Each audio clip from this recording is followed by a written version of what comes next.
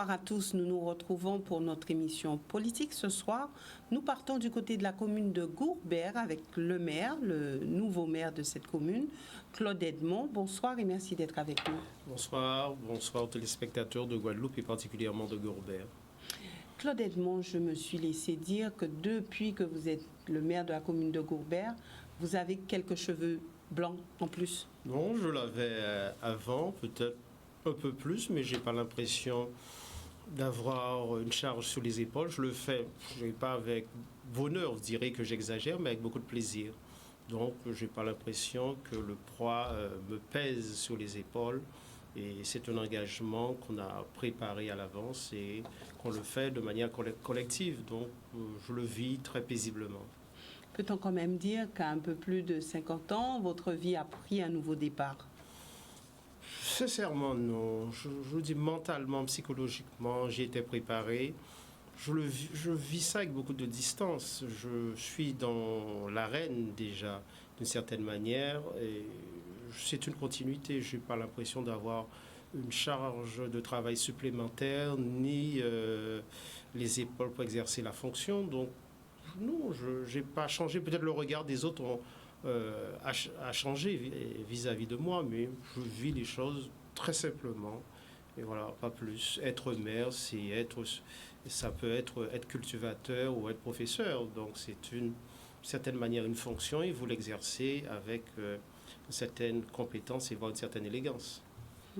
On a peut-être une veste un peu plus souvent que lorsqu'on est cultivateur. Non, je l'ai mis pour vous faire plaisir, mais en règle générale, je suis en manche courte, voire quelquefois en manche longue.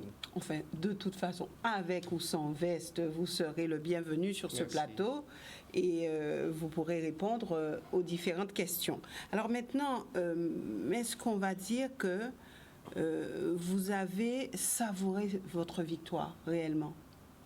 Non, c'était pas une préoccupation de savourer, mais de se mettre très vite au travail et se rendre compte le lendemain de l'investiture de la réalité de la tâche. On savait déjà, mais même dans l'opposition, mais quand vous touchez de près la réalité, voilà, vous avez un aperçu différent, une approche différente également, et vous l'abordez autrement. Vous êtes dans la réalité. Vous aviez quand même deux hommes à vos côtés qui comptaient sur vous, sur cette victoire. Est-ce qu'ils ont, eux, savouré aussi la victoire? Non, je veux parler d'Alexis et José Jouillet. Des éléments très importants qui se sont mis également au travail, comme toute l'équipe, les 22 élus, mais vu le contexte sanitaire, et vu les urgences, difficile de savourer, mais on le fait avec une certaine générosité et avec la population. Est-ce que la pression continue encore? Moi, personnellement, je n'ai pas de pression. Je vous dis, je le fais très librement, très sereinement. Non, je règle les problèmes l'un après l'autre. Donc, c'est ma façon de travailler et j'ai le recul sur ce que je fais. Donc, dire ça me tombe sous la tête, ça a été préparé depuis très longtemps. Donc, je le vis très sereinement. Comment ça se passe avec M. D'Alexis et M. Jouillet? Bien, ce sont des travailleurs qui, notre rassemblement a été fait sur un programme, sur un travail, et je pense que quand vous avez beaucoup de challenges à relever, il est difficile de s'accrocher aux détails de la vie et aussi aux chamailleries. Donc voilà, je suis même surpris par la cohésion. Après, si vous me dites à la longue comment ça va se présenter... C'est bien, vous avez lu dans mes pensées. Je ne peux pas préjuger de l'avenir, mais une majorité en plus fusionnelle, j'ai presque envie de dire... Alors est-ce qu'en politique, on y va franco tous les deux, est-ce qu'en politique, on peut parler de fusion? Est-ce qu'en politique, on peut se dire oui, que les alliances fonctionnent, surtout que le passé a démontré le contraire? Je veux vous rassurer, j'ai une majorité à moi, le groupe Goubernou. Donc avec la fusion, ça renforce la majorité à 22, mais quoi qu'il advienne, vous aurez votre majorité. Oui, et peut-être même ce qu'on appelle la minorité de l'opposition qui peuvent se mettre d'accord sur un texte. Hein. Donc on n'est pas dans une opposition, j'imagine pour eux, systématique. Pour l'instant, ça se passe bien avec l'opposition? Tout à fait, tout à fait. On a instauré une nouvelle gouvernance où la parole est libre, mais si vous cherchez la petite bête, c'est comme la vie de tous les jours. Hein. Il peut avoir sur une mandature de 6 ans des tiraillements, mais on se retrouve pour défendre l'intérêt général de Gaubert, même l'intérêt supérieur de Gaubert. Bon, ce n'est pas mon inquiétude de ce côté-là. Est-ce que votre inquiétude, c'est la situation financière de la commune? Pour l'instant, on est avec un léger déficit de la section de fonctionnement, mais j'ai demandé que la Chambre nous fasse un contrôle de gestion budgétaire, financière, mais également sur l'ensemble des champs de compétences de la collectivité. Ça peut être les ressources humaines et également la commande publique. Donc, difficile de dire quand, pendant 25 ans, jamais, donc il y a eu un contrôle de la Chambre régionale des comptes. Donc, on ne peut pas être jugé parti et dire qu'on est en équilibre. Ça peut paraître, à prime abord, oui, mais laisser passer la Chambre. Mais si on est réellement en équilibre, voire en équilibre, ce serait bien pour continuer à investir à Gaubert. Donc, je ne cherche pas le déficit. Hein. Donc, si on a des comptes sincères, je m'en réjouis. Hein. Je suis le premier. Donc, je ne suis pas dans cette logique de dire on m'a laissé un déficit. Et même si il y avait un déficit, c'est à nous de porter l'héritage. Donc, je me suis dit dans cet état d'esprit, mais il y a énormément de chantiers. Donc, il y a eu beaucoup de retard sur certains volets qu'il faut combler. Nous allons y arriver tout à l'heure. Alors, lorsque vous êtes rentré dans votre bureau, vous avez certainement ouvert tous les tiroirs. Est-ce qu'il y avait des cadavres dedans? Non, j'ai jamais aimé les enterrements. Je préfère les mariages. Donc, je dis que c'est ce qui m'intéresse. Je ne suis pas dans la petite histoire. C'est pas mon éducation. On pourrait dire des choses, mais c'est peut-être pas le lieu. Mais je suis surtout sur les projets que nous devons porter à Gaubert, ensemble, et même avec l'opposition aujourd'hui, mais aussi ouvrir des perspectives pour la jeunesse, pour les acteurs économiques, accompagner les porteurs de projets. C'est ce qui m'intéresse. Après, si vous me dites on nous a laissé des ardoises ou il y a des manquements, certainement. Mais toute œuvre humaine reste inachevée. Donc c'est pareil pour le sortant. Donc ce côté-là, ce n'est pas ma préoccupation, mais mettre Gaubert sur les rails du changement. Quels sont les projets, puisque vous nous avez parlé de projets, vous avez dit à plusieurs reprises que vous allez de l'avant, vous voulez construire Gaubert. Alors quels sont les projets que vous n'avez pas l'intention de poursuivre ou de vous y arrêter, ceux qui vous paraissent peut-être un peu farfelus ou qui ne sont pas prioritaires? Et un projet, pour être sincère avec vous, un projet culturel l'équipe ensemble, après analyse, réflexion, était très réticent pour continuer. Mais vu l'engagement financier, ce serait, je dirais, la bougie serait plus chère que le chandelier si on s'arrêtait. Donc il y a un côté pragmatisme. Donc je pense que c'est un projet qu'on pouvait faire si on avait pu répondre aux besoins premiers de la population. Enfin, c'est lequel? Un projet culturel, vous dites? Oui, c'est l'habitation de Bisdari.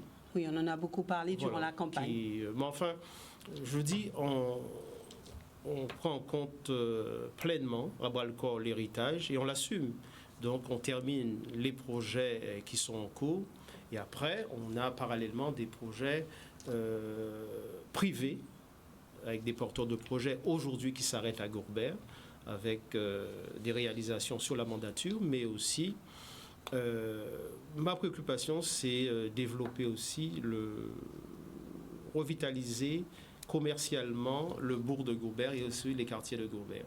Donc, je pense aussi, aujourd'hui, il faut créer de la richesse et finalement des emplois pour les Gaubériens principalement, mais aussi accompagner les porteurs de projets. Et je m'en réjouis.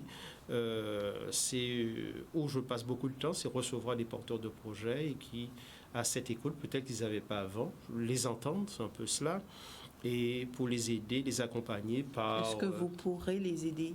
Oui, tous? oui, vous savez, il y a des jeunes qui cherchent du foncier, on les accompagne. Pas forcément le foncier de la ville, mais c'est l'entre-gens du maire qui joue le rôle d'ambassadeur sur des particuliers qui ont du foncier qu'ils peuvent mettre à disposition ou vendre ou louer à des acteurs du monde agricole. Mais aussi faire de Gourbert une ville culturelle par le développement des animations, des festivals, des expositions de peinture, voilà, qui va se faire au mois de février, développer une bibliothèque beaucoup plus visible, rénovée, réhabilitée même, et également aussi une librairie pour faire de Gourbert une ville d'animation à travers les équipements qu'il faudrait encore améliorer. Et aussi la vie associative, faire que la Roger soit la vitrine de Gourbert en intégrant plus fortement la vie, en les aidant plus fortement dans leur développement. Quelle est, selon vous, la priorité des priorités à Gourbert? C'est comme la Guadeloupe, c'est le développement économique. Surtout dans ce contexte de crise sanitaire, je pense qu'il faut donner à la jeunesse, c'est aussi ma préoccupation. On ne peut pas employer. Ce n'est pas le rôle d'une commune qui, je peux embaucher s'il y a un besoin. Et mon besoin, c'est renforcer l'encadrement. Donc c'est très ciblé. Comme la commune, c'est un acteur économique, elle peut accompagner les porteurs de projets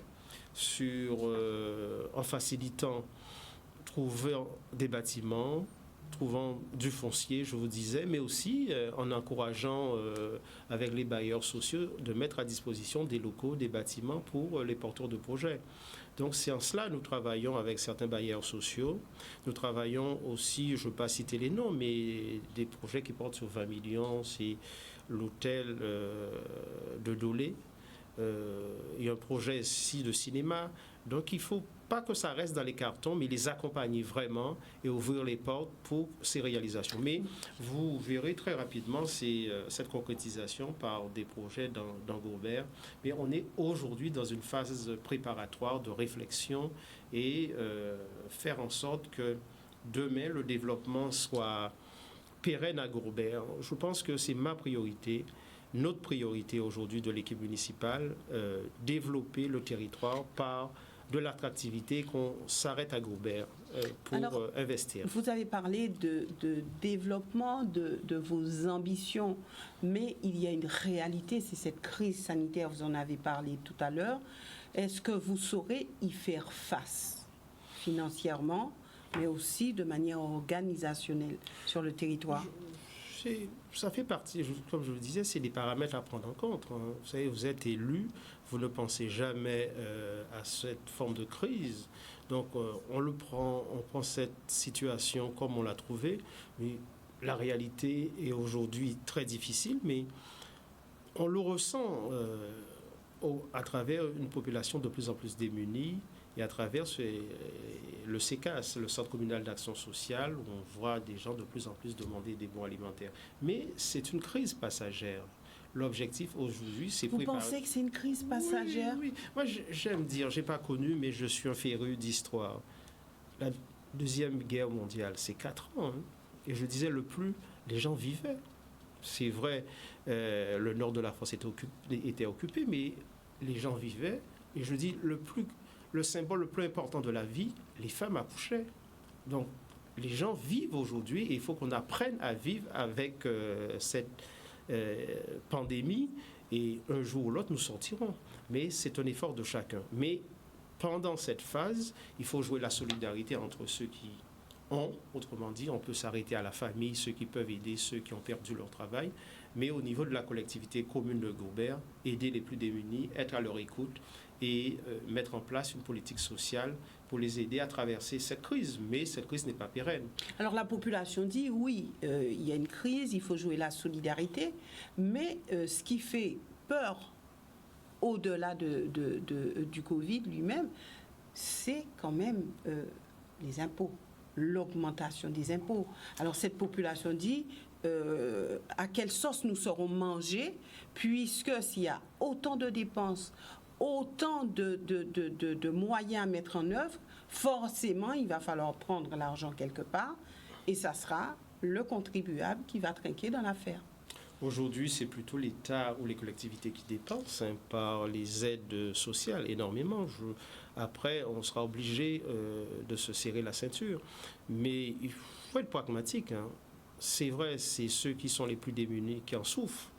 Vous et moi, peut-être, on a moins cette difficulté. Mais il faut être très concret, accompagner ces personnes, et les impôts aujourd'hui donnent des possibilités d'étalement. Mais la commune, si je parle de ceux où j'ai la main mise, les impôts n'ont pas augmenté à Gourbert, par exemple. Et n'augmenteront pas. Non, les taux, mais les bases, il faut être honnête, les bases peuvent augmenter, et ce qui change, l'impôt payé. Mais c'est une souffrance que tout le monde doit vivre pour faire fonctionner la société. Vous imaginez un instant, s'il n'y a plus de recettes pour faire fonctionner une collectivité, en contrepartie, je ne pouvais pas mener une politique sociale en faveur des plus démunis. Donc il faut faire jouer pleinement la solidarité. Donc vous n'êtes pas de ceux qui disent, des maires qui disent, je n'augmenterai pas les impôts sur mon territoire. Vous dites, ça peut arriver. Non, je n'ai pas dit tout ça. Même en déduire, j'ai dit, cette année, il n'y a pas eu d'augmentation d'impôts. Et je ne pense pas à l'avenir qu'il y aura, je ne peux pas préjuger de l'avenir qu'il n'y aura pas d'augmentation d'impôts, mais c'est bien ce que je dis. Mais ce n'est pas dans notre état d'esprit. Mais dire qu'on ne va pas augmenter l'impôt de manière dans l'infini, qui peut le dire? On ne sait pas. Après, c'est quel l'usage de l'impôt? Si vous augmentez l'impôt pour améliorer la qualité du service public, ça a un sens. Mais si vous augmentez l'impôt pour augmenter votre train de vie en matière de fonctionnement, c'est beaucoup plus compliqué à percevoir par la population. Mais on est très loin d'une augmentation d'impôts, c'est pas à l'ordre du jour. Aujourd'hui, c'est passé avec moins de secousses, moins de trous d'air, cette crise sanitaire. Après, et on le fait déjà, c'est mettre déjà Gourbert sous les rails du développement. D'accord. Alors maintenant, poursuivons sur les réalisations à Gourbert. Il y a cet abattoir de Galian, c'est bien ça? Oui. Qui se trouve sur le territoire. Alors pour vous, est-ce une plaie? Non, parce que ça peut être, il faut transformer les plaies en challenge, en solution. Aujourd'hui, c'est un bâtiment qui relève de la région. C'est 7 millions d'euros. On le savait dès le départ, 7 millions d'euros. On savait dès le départ, structurellement, comme les autres abattoirs de Marie-Galante ou du Moule, cet abattoir serait déficitaire. Il est mal positionné sur une grande route. Vous imaginez les camions. Il n'a jamais ouvert? Non, depuis, ça a été ouvert, inauguré juste avant les régionales de 2015. Donc juste inauguré, ensuite, plus rien. C'est un éléphant blanc, comme on dit, dans un... C'est du gaspillage? C'est une évidence. Mais l'objectif aujourd'hui pour nous, c'est de rapprocher de l'autorité régionale pour voir si on peut, peut-être la discussion n'a pas débuté, mais on a quelques relais, mettre le bâtiment à disposition de la ville pour d'autres usages. Et ça peut être aussi, si on peut réaffecter à des activités économiques. Voilà, on a énormément de porteurs de projets que je reçois, mais notre difficulté, c'est de trouver des bâtiments pour les loger. Mais il y avait quand même de bonnes raisons pour implanter cet abattoir à Gourbert. On ne décide pas un beau matin de mettre un abattoir sur un territoire. Non, je vous dis, il faut être pragmatique. Si j'étais à la tête de la région à cette époque, je ne l'aurais pas fait. Ni à Gourbert, ni à Guadeloupe. Structurellement, c'est déficitaire. Vous voyez? Qui bouche les trous, le déficit de l'abattoir de Marie-Galante, de Grand-Bourg. C'est la communauté des communes qui bouche les trous. Le déficit de l'abattoir du Moule, c'est le département. Donc, quand vous êtes en baisse de production d'animaux, pourquoi voulez-vous ouvrir un autre abattoir? C'est la mauvaise gestion. Donc, si j'avais 7 millions, ce serait pour faire autre chose plus utile. Donc, mettre ça au service du développement.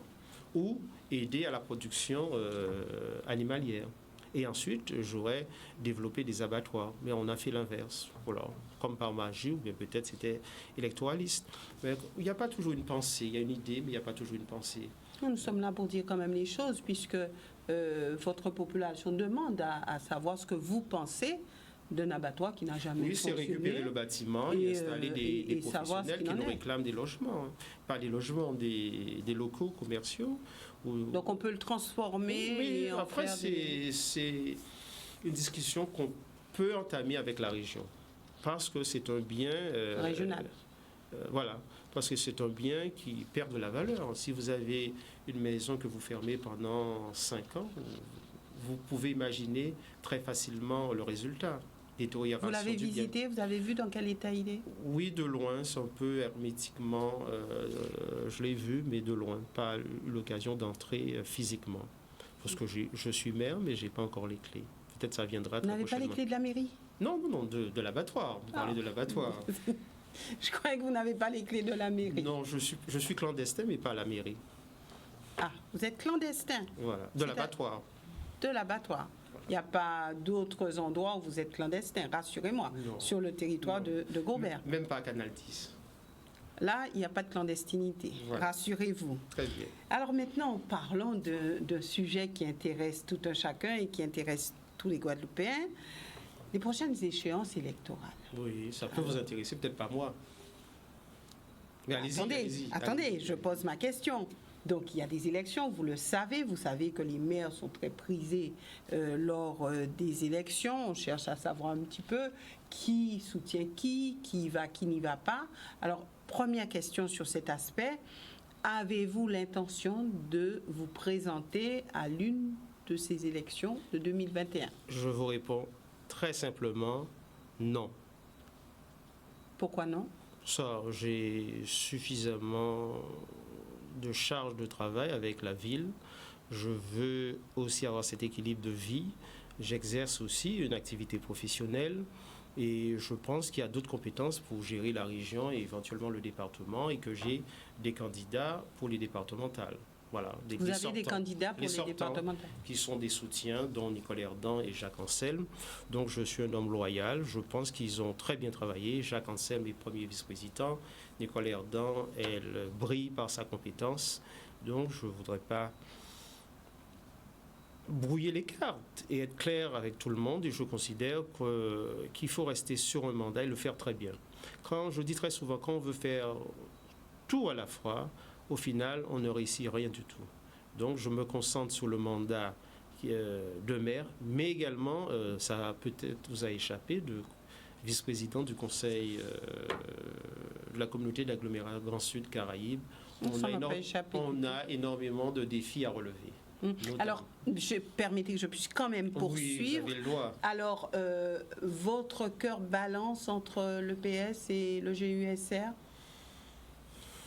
Non, je ne suis pas dans cette configuration. Je suis un progressiste. Je pense, faut pas. On a quelquefois la mémoire courte. Hein. Ce sont des frères siamois, hein, socialistes et GUSR. Oh, voilà. On ne peut pas dire frères siamois. Donc, alors là, loin de là. Oui, non, historiquement. Mais c'est du passé. Et ça ne date pas de si loin. Donc, moi, ce qui m'intéresse, c'est le développement du territoire. Si on arrive à se mettre d'accord. Et à force de chamaillerie entre ces frères siamois, ils n'ont jamais pu donner des institutions à la Guadeloupe. Donc, si on peut se mettre d'accord pour donner les institutions à la Guadeloupe pour aller sous la voie du développement économique, je suis partant. S'ils ne se mettent pas d'accord, honnêtement, vers... mais ils ne vont pas se mettre d'accord. Alors, vers qui iriez-vous? Il y a aussi le Paré, d'ailleurs, qui a pris naissance, le Paré d'Éric Jalton. Donc, comment vous positionnez-vous, honnêtement, par rapport à tout cela? Je suis un homme d'idées et même de la pensée. Tout dépend du projet. Voilà. Ouais. Donc, vous n'êtes ni GUSR, ni PS, ni Paré, rien de tout cela? Je suis guadeloupéen et singulièrement gobérien. J'ai de fermes convictions. Je serai pour le parti qui porte un projet pour le développement de la Guadeloupe avec de nouvelles institutions. Je me suis laissé dire que pour les élections municipales, vous avez été aidé par le GUSR. Est-ce vrai? Je suis toujours clair. Pourquoi? Vous avez nommé un nom d'un des deux fusionnistes qui est adhérent à la GUSR. Donc, qui a joué aussi, très certainement, je ne suis pas dans les coulisses, un rôle important sur cette fusion. Et on peut le penser, mais je regarde de bon œil le GESR. Voilà. Vous regardez de bon œil le GUSR. Voilà. D'accord. Un œil ou les deux? Peut-être les deux. Les deux GUSR. Voilà. Donc, voilà. Donc, on a un allié qui est adhérent au GESR, mais c'est un parti aujourd'hui qui est ancré, domicilié en Guadeloupe, qui a une vision du territoire. Après, il y a des ambitions, c'est humain. Et voilà, moi, je n'ai pas de... Vous n'avez pas de problème avec ça. Vous n'avez pas de problème pour dire, voilà, j'ai les deux yeux sur le GUSR. À la limite, j'ai, avec mes amis socialistes aussi, qui se sont peut-être pendant Alors là, l'élection... vous avez deux yeux et pas trois. Non, mais ce sont des frères guadeloupéens. S'ils ont un projet pour la Guadeloupe, je suis partant. Donc, je pense que l'on veuille ou pas, demain, les Guadeloupéens seront obligés de se mettre ensemble pour avancer. Pourquoi? Parce que Paris le veut. Ouais. Ils n'auront pas le choix. Ah, je ne suis pas sûre que ça puisse fonctionner comme ça d'ici 2021. Au lieu... non, mais ce n'est pas 2021. L'Assemblée qui sortira des élections de 2021, voire 2022, va forcément accoucher de nouvelles institutions pour la législature 2026 ou 2027. Alors, dernière question. Si la proposition vous est faite d'être sur une liste régionale, est-ce que vous pourriez être partant? Très sincèrement, on est quel jour? À ce jour du mercredi... Je ne vous donnerai pas la date, mais est-ce que vous seriez partant? Non, sincèrement. Non, ça ne vous intéresse pas? Non, je suis comblé par ma fonction de maire et de vice-président. On a énormément de chantiers et je vous le répète, il y a suffisamment de compétences en Guadeloupe, à Gourbert, peut-être, si on veut un candidat à Gourbert, il y a suffisamment, voilà. Donc, mais je peux aider sans être sur une liste, hein, et encore moins être tête de liste. Donc, je n'ai pas cette obsession d'être partout. Être un endroit et le faire bien. C'est ça ma devise. Merci à vous, Claude Edmond, d'être venu sur ce plateau. Merci aussi à vous, téléspectateurs, de nous avoir suivis. Nous nous retrouvons donc vendredi pour une autre émission politique. Excellente soirée à tous.